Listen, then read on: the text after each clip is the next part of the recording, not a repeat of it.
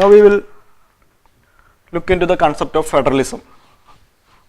When we say federalism, we assume about the US federal system. So, and when we discuss the features of a federal system, we discuss the features of a American federal system. That you have to keep in mind.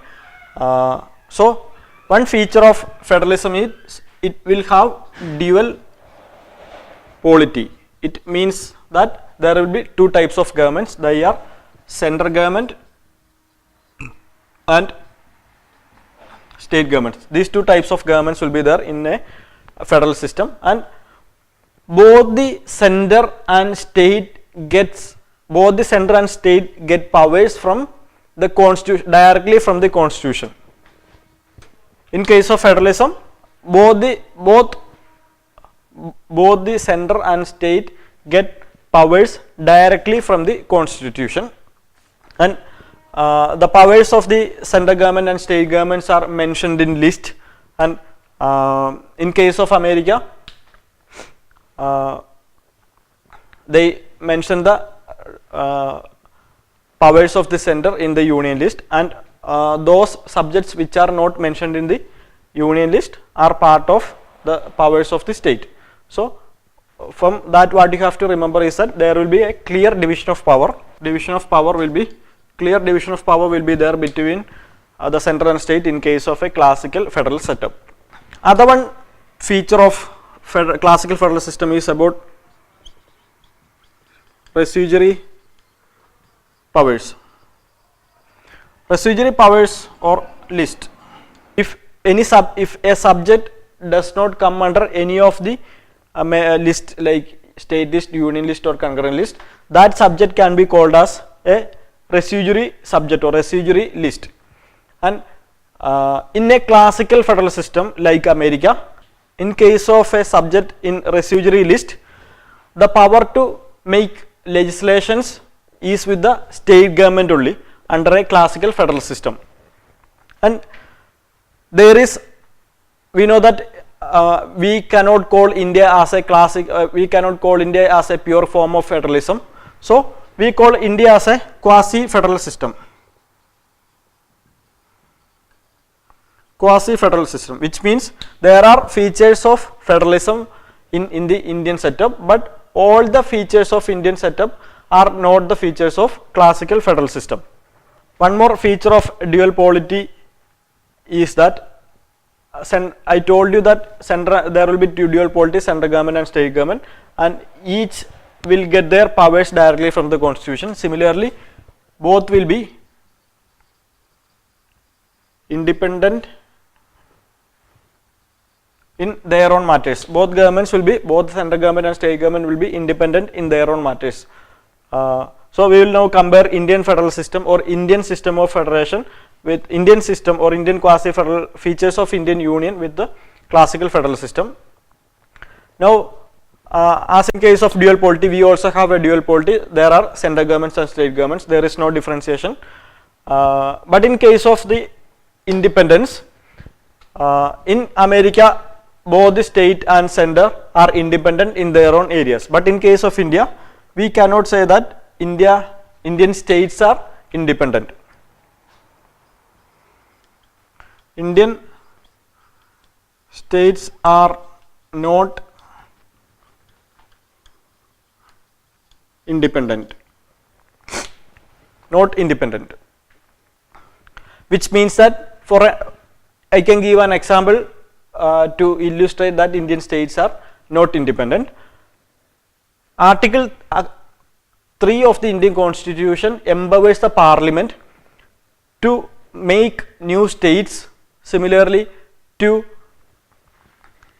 change the boundary, increase the boundary or increase the area, diminish the area or change the boundary, similarly change the name of the states even without the permission or without the permission of the states. So, that power is there with the central government. So, Indian states are not independent. It means Indian states do not have territorial sovereignty in their areas. But in case of America or in case of classical federal system, every state have their own sovereignty in those areas.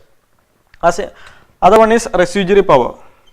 Residuary power in case of India is with the central government only. So that is also against. So Indian states do not have independence. So the power of the parliament in the Indian situation, the power of the parliament to make changes to the area of the state and boundary of the state and the name of the state is against the feature, is against a federal feature or against a classical federal feature. Similarly, the situation that residuary powers are with the central government is also against the classical federal feature. So that much thing you have to keep in mind, and with that knowledge we will try to answer the 8th question. Which one of the following statements is are violative of the principle of federalism? That is the question that you have to answer. The first statement is that Article 3 empowers the Parliament to change the name, area or boundaries of the existing state and carve out new states even without the consent of the state. That statement is against the or violative of principle of federalism. And second statement is the Parliament of India has exclusive power to make any law with respect to any matter not enumerated in the concurrent list or state list. There in case of India there are union list, state list, concurrent list and residuary powers. You know that if it is a union list, it means that only the state central government has the power to make laws in these subjects. Here it is state, here it is both the central and state, here it is with the central government. So you just, with this information you just read the second statement again. The Parliament of India has the, here when we say it is central government, it means the parliament or a state central legislature.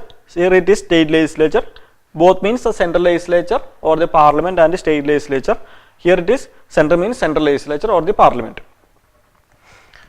So the Parliament of India has exclusive power to make any law with respect to any matters not enumerated in the concurrent list or state list. If we eliminate these two state list, concurrent list and state list, the only two list or left are union list and residuary powers or residuary list.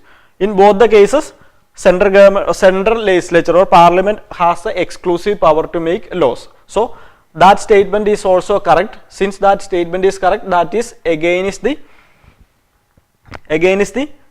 federal feature or classical federal feature. So both the statements are correct. It means both the statements are against the federal principle. So we can go for the C. C is the correct answer there.